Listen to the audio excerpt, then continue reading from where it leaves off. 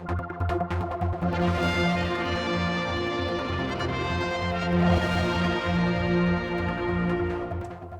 me is Phil Gawne, and we're talking about the infrastructure protecting long-term future of key assets. This is doing roadworks before they need, well, like Peel Road, for instance, or the promenade, things like that. Keeping on top of things, having a budget for them in future?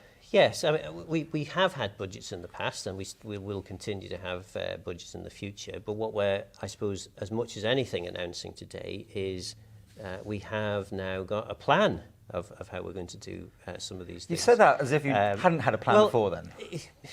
Bizarrely, when I first joined the infrastructure department back in 2010, we had an ongoing debate between the works division, as it was then, and the highways division as to when the highways division would actually have the programme developed for the works that were to take place in that actual financial year. You're just going from year to year. So effectively, you seem to spend the first 3 or 4 months of the year designing up the programme for that particular year, and then things would slot in here and there. So it wasn't a particularly well-managed system. No long-term. So what we now have is a much more long-term plan. We've got clarity there for several years hence.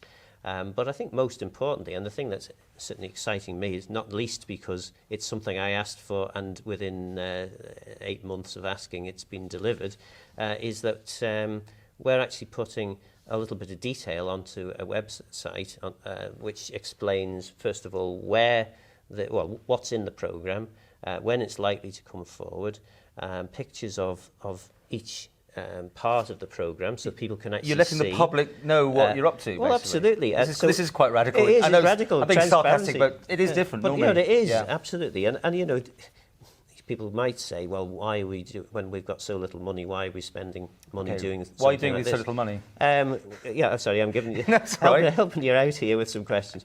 And the reason is because it doesn't cost you very much to put this sort of information onto a website when you've already gathered the information. And, you know, quite frankly, if we're designing a scheme, if we're going to undertake works, we have to have photographs of the site so we know what the site looks like, and we can identify where we're wanting to do certain things. We have to design what we're going to do. We have to plan how it's all going to fit together. So that's all written down on a piece of paper in a dusty file somewhere. Why not actually share some of that information with the public so the public actually understand what we're about? So I'm hoping that people will use this and will get a better understanding about some of the activities the department's up to. I suppose at the time, while we're at this, I mean, this Report a Pothole or Report a Problem app has been quite interesting as well. People, you're engaging with people, say, look, let us know when there's a problem with the roads, whatever. Do you actually take notice of what people do? Absolutely. I think people will have their own anecdotal evidence, but the evidence that's presented to me has been that the Report Problem and the Potholes app actually are responded to very swiftly. I think there is an issue that perhaps we could find a way in coming back and explaining what we've done. Oh, to people who have actually taken the effort. That has been raised with me on several occasions, and we could look at that, and should, I think, look at that.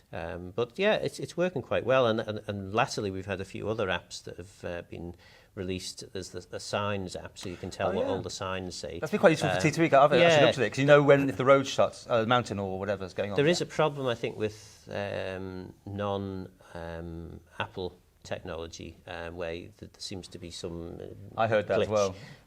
So we are looking at some that. sort of potential getting data off your phone. Yeah, or something, you have to release everything. Right. You've heard that as well. So we're looking at that. But overall, you're kind of happy with the way this But I think progress? that, using this sort of technology is good. Not only does it allow the public to be better informed, it allows the public to feed back more directly into the department, but it also saves us money. Using this sort of technology can substantially reduce our costs, which means there's more money, going back to your original point, to actually invest in our strategic infrastructure.